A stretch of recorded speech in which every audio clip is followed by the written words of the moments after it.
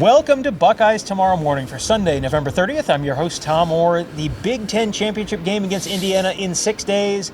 The game against Michigan in 363 days. We're here to talk about the game against Michigan 2025 edition. But before we do that, we've got to thank our sponsors, Grateful Griddle, Columbus' favorite food truck, serving up smash burgers, gourmet sandwiches, and good vibes. Book your catering today at gratefulgriddleoh.com. Kevin Noon, the vibes are immaculate in Michigan Stadium tonight. Got the snow, got a picturesque setting, and man oh man, did Ryan Day get the win over Michigan that he had been, I'm sure, craving for years, and got it in exactly, I'm sure, the way he would want to get it. The streak of winning the rushing battle and winning the game is still intact. The most important storyline there is. And we didn't see the game, the fist fight in a phone booth. I mean, it was a tough game. There's still a lot going on. I mean, it really was a fulfilling win. Ryan Day, he's going to enjoy this until he gets back to Columbus and has to start breaking down Indiana film. I'm sure they're already GAs and such already doing all that. I'm sure they've already pulled some stuff there, but enjoy it while you can. Yeah, and this was, I don't know, I was trying to decide which drive or which score of this game maybe encapsulated what really this was all about, and I think it was the field goal drive. I'm just going to read these numbers to you and let you react. 20 plays, 20 plays, 81 yards, 11 minutes and 56 seconds, spanning 5 minutes and 6 seconds in the third quarter to 8 minutes and 10 seconds in the fourth quarter, ending in a field goal. Other than that, if Ryan Day took all of the AI computers in the world and tasked them all with just creating the perfect drive in his mind, in the perfect situation, 20 plays, 81 yards, if it had just ended in a touchdown, just running over Michigan in the snow, in their stadium, I don't know that he could have done any better than that. I was going to say, you put that on, granted, you end with 3 instead of 7, but you put that on, maybe we'll see that at camp. Maybe we'll see that instead of the bowl games or whatever. You think so? We'll see that at camp with them just exerting their will and pushing their way through and just sucking the life out of the stadium. Because, I don't know how many Michigan fans really in their heart of hearts came in or like,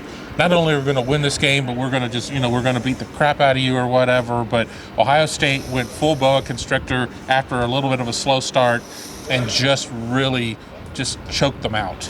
Yeah, this was about as sharp a 180 on a reversal of narrative as you could possibly get. You had bad weather. Can the fancy quarterback play in the bad weather? No. One of them could, one of them couldn't. And you had Ohio State winning the line of scrimmage on both sides of the ball. You had them, as you said, just boa constrictoring that game away.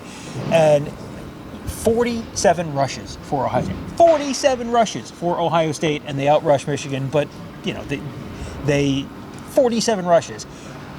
I can't remember the last time Ohio State had 47 rushes in a, competitive game. If you're just trying to beat Grambling or whatever, that's one thing.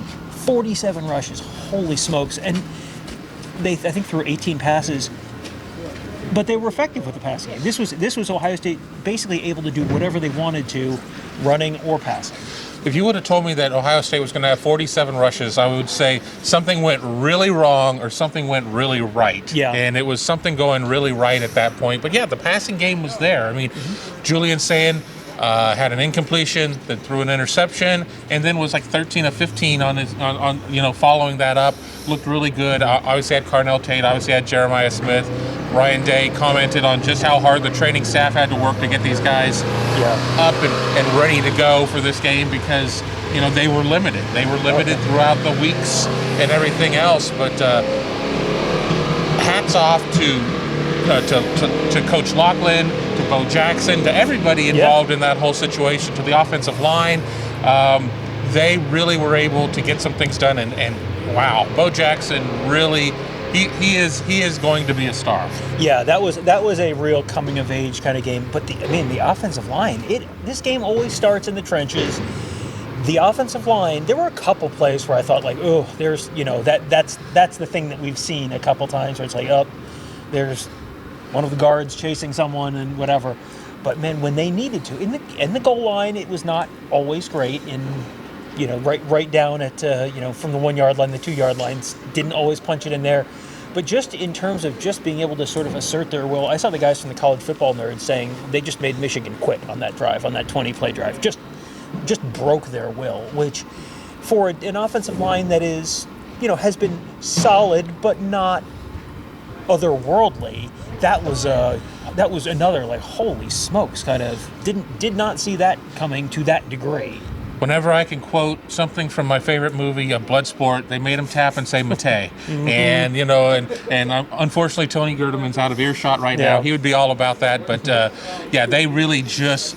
They didn't want any more of it. Michigan didn't want it anymore. They were just like, this is done. Let's just let's just get on to a warmer bowl climate. Yeah, well, and now Ohio State is moving on to a warmer climate, not necessarily outdoors, but they're going to be playing indoors next Saturday, taking on the Indiana Hoosiers. Indiana took care of Purdue, no problem at all, on Friday night, and Ohio State handled their business on Saturday. So now it's Buckeyes and Hoosiers, and this is the game that we've been talking about, just sort of pointing to all year as a boy. It's too bad Indiana's not on the schedule because I would love to see these two teams play. And you've got a million storylines. Can Indiana get over the hump? Indiana playing in its home state. Indiana has a chance to win the Big Ten for the first time since 1968 or 67, I think, in Indianapolis, right, against slay the giant in Ohio State, and all of that. Plus, you have probably the two guys who are going to be, the winner of that game probably wins the Heisman between the two quarterbacks. I mean, this is going to be just a week of just, I don't know how many shows we're going to do this week, but I don't think we're going to run out of stuff to talk about. Everybody's going to want to talk about what's going on in these other conference championship games. This is 1 versus 2 in the college football playoff rankings. I mean, obviously both these teams very secure in what their future is going to be in the college football playoffs, but, you better believe both these teams are going to want to do this, and I'm going to Google Kurt Cignetti every day just to see, just to remember who he is. He's a coach that's won every game this year by like 5,000 points because he's just not going to take his foot off the gas.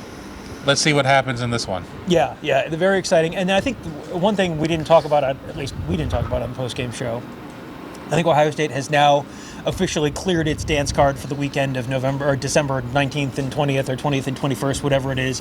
At this point, you have probably punched your ticket to one of the top 4 seeds. Yeah. So now you can play that game, you can focus on that game, and you can really kind of know, all right, that's going to be December 7th, I think, 6th, whatever it is. 6th. Yeah.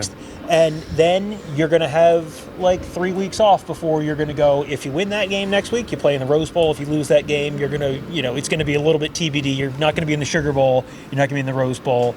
It could be the Orange Bowl or the Cotton Bowl are the other two choices for the quarterfinals. But that is a problem for, this time a week from now, we'll be doing that. Those are warmer problems. Yes. So we will have we have a lot of stuff to talk about this week. Holy smokes! Ohio State 27, Michigan 9 in a game that again probably exactly the game Ohio State fans wanted to see. They got it, and now exactly the game Indiana fans want to see. Will they get it next weekend? So we will be there for that. We will be there for a full week of coverage all week long at BuckeyeHuddle.com, YouTube.com/BuckeyeHuddle. Make sure you are checking out our podcast as well. We are going to, I get it, you're driving, all that stuff. If you're not able to watch all of the YouTube shows, because man, oh man, are there going to be a lot of YouTube shows, take a second and go subscribe to the Buckeye Weekly podcast feed, the Buckeyes TomOrrow Morning podcast feed, the Skull Session Recruiting podcast feeds. Just search Buckeye Huddle in your podcast platform of choice and just subscribe to all of them. We'll have lots of coverage there, and you'll be able to hear us there as you're driving around town, running errands, whatever it is. We'll be there because man, oh man, like I said, going to be a lot to talk about. So, all right. I'm going to let Kevin off the hook. That'll do it for today. Thank you guys all for joining us. Have a great day. We'll talk to you tomorrow.